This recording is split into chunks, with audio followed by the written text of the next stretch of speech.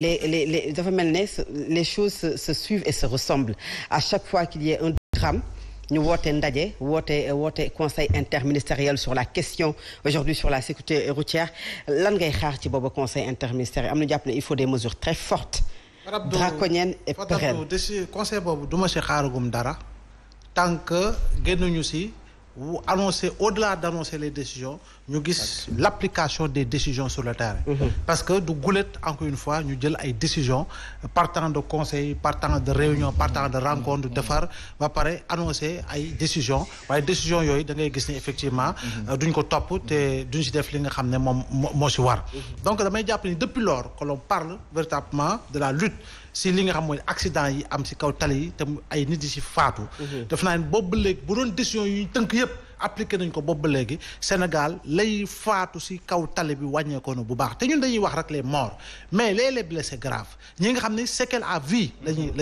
lañuy garder ñoo xam ne perdre nañu toute forme de mobilité am na ñoo xam ne dañoo paralysé de la tête aux pieds mënatuñu lu dara seen bopp am na ñoo xam ne fa la ñu jaaree ñàkk seen i gis-gis gisatuñu dañoo mujj silmaxa am na ñoo xam ne amatuñu loxo am na ñoo xam ne amatuñu tànk mais ñooñu tam da leen di fàtte traumatisme boobu ñuy dund alors qu'ils étaient des bras économiques pour leur famille des bras économiques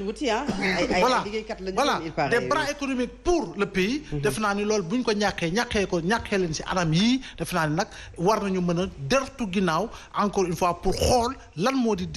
décision yi ñu war a jël te décision comme ni nga ko waxee drastique et draconienne il faut que le bâton puisse sortir mais Fadab do encore une fois boo ñëwee encore ñuy wax toujours renouvellement ça a commencé avec le président de la avec l'introduction des bus Tata ñu ne woon progressivement les cars rapides et les Ndiaga Ndiaye vont disparaître avec cars rapides et Ndiaga Ndiaye vont disparaître j'ai l'habitude de le dire parce que man daf ma def traumatisme le car rapide le plus jeune am na 41 ans 42 ans parce que Saviem bi defar car rapide 82 la tëj oui 1982 la su entreprise boobu tëj Saviem Berlier bi nga xam ne mooy defar camion suuf yi 79 la xaw ma la gëj a defar la kii donc encore une fois il faut quand même que ñu mën a jël ay décisions pour mën a xeex li nga xam moo di lii xew ci kaw tali bi mais au-delà de l'insouciance et de l'inconscience également war nañu mën a am ay caméra te président Macky Sall waxoon na ko yoo xam ne dañ koy posé ci tali bi muy mën di surveiller di mën di flasher ngay mën di jot amende mën di jël sanction mais waxoon na ko il y a pratiquement 3 ans ou 4 ans même mais boobu ba léegi dara amu ci tey nii limitation de vitesse da ngay gis ni ngay dugg ci dëkk nga gis ni vitesse ñu defal la 50 ni fii 50 kilomètres heure nga fay daw nga gis ku romb dëkk à 110 kilomètres wala 150 wala affaire demee noonu respecté wuñu ko encore une fois comment se fait-il que dans ce pays-là encore une fois que l'on puisse voir ay marchands ambulants yu nekk ci kaw autoroute à péage di fa jaay comment naka lañ ko mën a xalaatee ay marchands ambulants nekk ci kaw autoroute taxaw di fa jaay ak oto yi nañ fay xottee ak vitesse gi ñu fay jaaree scooter yi nañ fay jaaree moto yi nañ fay jaaree encore ngay gis charrette yoo xam ne dañuy emprunter l'autoroute à péage charrette yoo xam ne dañuy emprunter la voie de dégagement nord voie yi nga xam ne oto yi à haute vitesse lañ fay dawee donc encore une fois laisser-aller bi moo bari tey jii nii nous avons laissé exploser le phénomène des motos Jakarta à Dakar. C'est loolu également c'est un autre problème. Nous avons laissé exploser le phénomène waxuma warul am abu mais war nañ ko encadrer dès le départ war nañ ko encadrer dès le départ voilà war nañ ko encadrer. Abdoulaye Jakarta moo war a transporter ay nit. non déggoo ma dama ne xam nga si je le dis. malheureusement des mesures politiciennes wala bay-bayam parce que ku nekk ragal nga ko wax parce que jàpp nga ne amaana boo ko waxee même dans l'opposition ndaw yi mën nañ la bañ a tu sais pourquoi je le dis wala ñu mere la mais parce que dans d'autres capitales en Afrique de l'Ouest boo demee Ouagadougou boo demee Lomé boo demee Cotonou boo demee Bamako en réalité dafa bokk ci li nga xam ne léegi loo ca gis ci non dama ne dafa bokk nan la def décor bi dans ces pays là non dama ne dafa am décor mais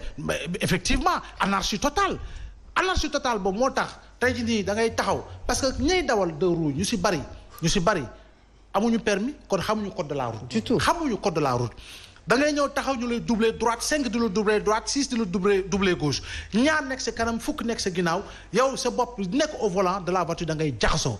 rétroviseurs yi ñu ngi koy toj ñu ngi damm ay xoosante ay lu ne ba pare ñu si bari duñu taxaw dañuy accélérer parce que amuñu benn kayit. Ce n'est pas normal que moto am CMC donc war a mën a daw si tali bi nu mu ko neexee bay transporter nga koy fayeku encore sans casque sans mesure de sécurité ni rien du tout boo ñëwaatee encore une fois Dakar si on ne fait pas attention Dakar risque Abdoulaye leen dama ne kii Abou Diallo leen dama bi mu yéegee takkul casque. non du ko jox casque du la ko jox. non du la am kii la responsabilité elle est partagée. moo tax ma ne la encore une fois. c'est grave quand on met en avant des calculs politiciens. le plus souvent dafa am loo xam ne doo si yegg en termes de prise de décision Khalifa Sall quand tu l'as dit que marchand ambulant yépp lay teg si tali bi il n'y avait-il pas ay nit yu nekk si politique dem si jeune si marchand ambulant yi ne leen kii xeex leen ko bu leen ko falaat voilà nangam et pourtant les Dakarois l'avaient réélu en 2014 donc encore une fois il faut que état di nangu jël ay décisions les décisions doivent être fermes encore une fois tant que jëluñu une décision ferme lutter contre les lobbies surtout parce que lobby yi dañoo bari il y a des lobbies autant si autorités yi il y a des lobbies dans le secteur des syndicats il y a le lobby dans le secteur des propriétaires des voitures donc lobby yooyu yëpp tamit bu fekkee ni état moom jëlul li nga xam mooy ferme décision ne man li ma soxal mooy sàmm bakkanu aadama sàmm sa bakkanu samay citoyen sàmm bakkanu mes administrés defe naa ni am na lu bari loo xam ne doo si tabbi ba koy nangu encore une fois te Fadabdou on ne doit pas accepter que ni car ak Ndiaga Ndiaye véhicule de transport di jóge Dakar dem Tamba ak feneen di am ay Versailles. c'est grave. amul oto boo xam ne di nga ko gis oto boo xam ne dafay jël porte bagage yépp si loo xam ne moom ak autouru camion bi autouru car bi ak autouru bagage yi ñooy tolloo.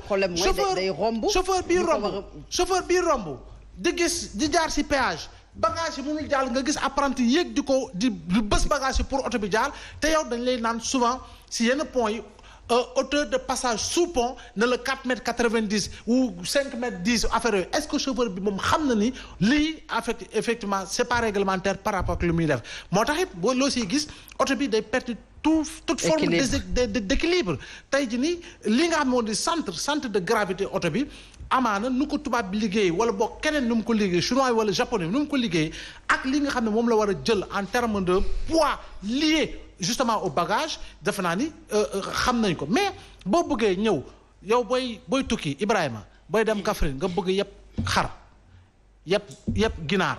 yëpp boisson yëpp frigo yëpp congélateur yëpp lu ne nga dugal ko ci pour lan parce que da ngay gagner sur ça mais tout en exposant la vie des personnes que tu transportes et ta propre vie toi en tant que chauffeur ak ñi nga xam ñoo ci liggéey mais il y a problème te oto warta mën a jógee Fadabdou rouler sur autant de kilomètres sans pour autant mu taxaw ak takk der war ko mën a arrêter war a mën a immobiliser oto bi ba na ko tànk wàcce woo ba respecter réglementation bi li la ñu normé c'est-à-dire doo fi jógee encore que importation des pneus yi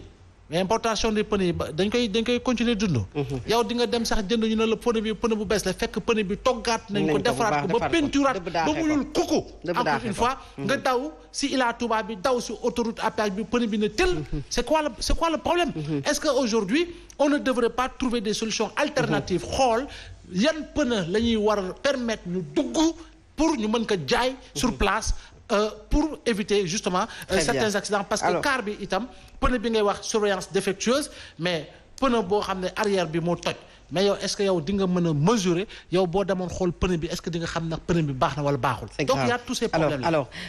comme si c'est-à-dire que personne ne contrôle absolument rien et tey lu muy nuru bu ñu déggee li Abdoulaye wax des passagers wala askan bi laissé à la merci maanaam dañ leen a bàyyi rek ak ñi nga xam ne ñooy chauffeurs yi ay chauffeurs bu ñu baal ma ci kàddu yi bu ñu ko sañee yenn saa yi ñàkk teggin lool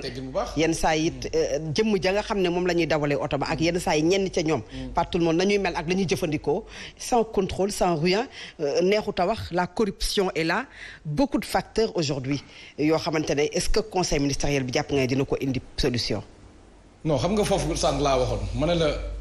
man xaaruma dara ci état bi mësuma xaar dara ci conseil ministériel bi mësuma ko xaar ci ñoom duma ko xaar ci ñoom te góoma ne sénégalais yu bëri dana xaar ci ñoom loolu parce que gis nga Fatou ab réew dañ koy organiser suñu société bi dañ ko organiser am ay njiit yoo xamante ne ñun ñoo leen fal ñu leen yéenay doxal li nga xamante ne mooy suñu organisation ñoom ñu jaay ñu benn mot bu tudd la bonne gouvernance mais njiit da nga koy mat njiit da nga koy wane njiit da nga koy doxalee ñi ñuy wax nag que ñoom ñooy nekk ministres yeeg ñooy nekk député yeeg ñoo nekk maire yeeg ñoo nekk président yooyu yëpp ñu nekk ay njiit comme ni ñu koy waxee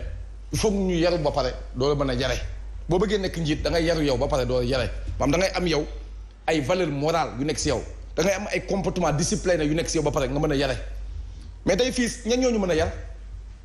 suñuy njiit yoo xamante ne boo ko commencé si ñuy suuf ba si kaw bu la falee député nga commencé xoggaliku dootoo fale sa askan bu la falee maire nga commencé yaakaar yow ña la faloon yow nga jéem a dund si luxe bi bàyyi leen si pëccoxoo bi bu la falee ministre bu la wooy mënutu laa jot su la falee président yow nga jàppee sa bopp yow comme benn kenn ku jógee si kaw ciel bi wàcc si kaw asamaan si ñëw si askan bi alors que xamoon na yow dangaa war a ñëw ñu liggéey ak ñun ak yow pour nga mën ñëw teg si code ñu ànd ak yow si loolu mais fii ñaata nit ñoo fi nekk di waxante lu ñaaw yoo xam ne xale yaa ngi koy dégg ñaata nit ñoo fi nekk di waxante ay mots déplacés yoo xam ne ñi ñaa ngi koy dégg suñu jëlee li nga xamante ne mooy parce que askan dañu koy defar machine du moo defar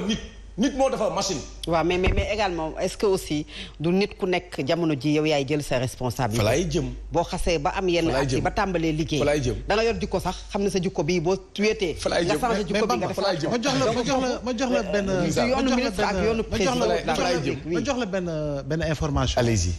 gis nga ay jamono Dakar Dem Dikk amoon na ay bus yu tàkk yoo xam ne marque Tata la. waaw en même temps mu amoon ay bus de deuxième main yoo xam ne marque Volvo la. Volvo je me rappelle. est-ce que une chose xam nga ko. jamono jooju. bus Tata bi lu muy bees tàkk nga xam ne 0 kilomètre la. bien sûr. le Volvo deuxième main coûtait 2 fois et demi le prix d'un bus Tata tout neuf flambant neuf. dégg nga ma est-ce que. comprends nga dégg nga ma bu baax. c'est-à-dire que le prix d'un Volvo jamono jooju deuxième main. valait 2 fois et demi le prix d'un bus Tata flambant neuf. cela veut dire quoi. mais la qualité des voitures aussi peuvent. waaw non foofu laa la foofu laa la. foofu laa non xam nga tax. dama ko doon jox exemple. boo xam ne auto volant boo xam ne dama ko doon jox exemple. dama ko bëgg a jox exemple pour ne ko da ngay xool oto boobu kon naka lañ ko defaree. si war respecter norme am sécurité am leneen ak leneen. amortisseur air yoo xam ne bokkul ak amortisseur lame yoo xam ne boo duggee si pax defe naa ni Fat Abdoul. voilà mi ngi noonu. léegi su ma bëggee soo gisee ma wax loolu mooy dama ne machine nit moo ko defar waaye machine defaru nit kon nit ki nag nga war a tàggat léegi nag sànq yaa ngi wax ne est-ce que ay mesures yooyu xam nga sénégalais lu ñuy gën a soxla mooy ki nga xamante ne njiit bu nga xamante ne daf ñuy jëm a jaay discipline boo xamante ne moom dañu mën a yar Sénégal le pays a besoin d'éducation ferme le pays a besoin tout simplement de changement de comportement et de mentalité moo tax li nga wax sànq ku ci ñëw nag foofu laa wax non un État il prend des mesures et il ne recule pas. non xaaral des mesures pour l'intérêt de tout il ne recule pas quant à jikko responsabilité comme li ma la laaj man muy yar gi muy teggin wi muy def li nga xam ne moom nga war a def nga xam ne boo demee Europe bala nga am permis fa ngay dat ak fa ngay jaar mais njuuj njaaj gi ci Sénégal pour nga am permis déjà ni mu yombee. visite technique amul dara loo xamante ne réglé nga ko fa loolu parfois responsabilité nit ñi la bu weesoo peut-être état foofu laa bëgg a waxee. je vous comprends pour ñu ñëw foofu. je vous comprends oui. mais dama ne xam nga tey par exemple sensibiliser en quelque sorte. xam nga boo waxee mesure par exemple Fatou boo waxee ay mesures yi ëpp solo si ñun mooy nga xamante da ngay teg nit ñi si yoon si code de conduite foofu laay waxee tey boo jëlee tey am na lu fay xewoon ba ki Demba Ndiaye à Linguère ñu gis hôpital Linguère boo xamante ne ay bébé ñoo fa faatu.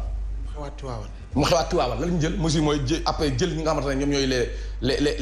ñi nga xam ne ñooy responsable ñu sanctionné leen après ñooñu est-ce que nekkul ñu ngi liggéeyaat fi mu toll nii bëgg Demba Ndiaye la ay élèves ay xale doon jàng si école yi école tëj ñu jaxasee école ba ñu sanctionné quelques mois est-ce que xale ni ko di jàngaat bëgg Demba Ndiaye la ñu wax fi mu toll nii nga xamante mooy stade Demba Diop daan woon na fi ñu def li ñuy def sanctionné est-ce que noonu nekkul ñu ngi liggéeyaat seen liggéey bëgg dem lañ tabax fii li nga xamante ne mooy si autour de l'émergence experts yi ñëw defar mu yàquwaat est-ce que sanctionné na c'est-à-dire mesure yooyu laa la wax Fatou Sénégal dañ see commencé sonn mooy ministre bi ñu ngi def ay conseil ministériel wala ñu ngi def li nga xam ne jam ñaari waxtaan après ñu ne jël nañu dogal bi du mujj fenn xamuñu lu ñu soxla ñun on a tout mais il nous manque une seule chose mooy la discipline on a tout mais il nous manque une seule chose mooy l'éducation on a tout mais il nous manque une seule chose mooy dañoo yaru yeneen dëkk yi foofu la ñuy rawee moo tax ma ne la njiit bu ñëw jaay ñu loolu mën nga see avancé Sénégal dañ ko war a toggaat parce que lii jëmul kër lii mënuñu chaque année chaque mois ñu toog waxaat les mêmes choses nekkaat fii di nga wax sànq di jooy nekkaat dans l'émotion yaa ko wax sànq après ñu continuer la vie continue qu'est-ce qui nous manque mooy nous sommes des gens indisciplinés nous sommes une société indisciplinée léegi nag bu ñu jëlee si njiit yooyu ba pare man na njiit yi dafa am lu ñu war a def ak ñun mooy njiit yi ñu war a teg si code jëm a ñëw fexe ñu war nañu nañu il faut prendre des mesures disciplinaires ñu taxaw si yaa ngi wax sànq waxi permis ka fay nekk am na ñu ko doon tegee moom mu géré wàllum permis ku fay jaar di nga def test bu baax def li nga xamante ne mooy li ñu laaj si loolu demal en France demal dans les autres pays européens booy def test pour avoir un permis boo faussé benn danaa la demal nga jàngiwaat ñëwaat boo faussé benn si li nga mooy conduite bi da ngay jàngiwaat mais fii wax nga ko sànq. am na ñu toog seen kër. ñu andi leen permis à qui la faute. am na ñoo xamante ne tey. Ibrahima yaa ngi ree oto yi nga wax nii. yaa ngi ree oto yi nga xam moo am accident bi. boo demee sa kaam lay wax fan la ñuy génnee. oto yi am accident fan la ñuy génnee. elles sont passées par les ports. ñi fa nekk da leen fa teg kan moo leen waroon teg si code mais dafa waroon am disciplinaire bu ñu jëlee loolu yëpp la pare def faatu ñu jël si askan bi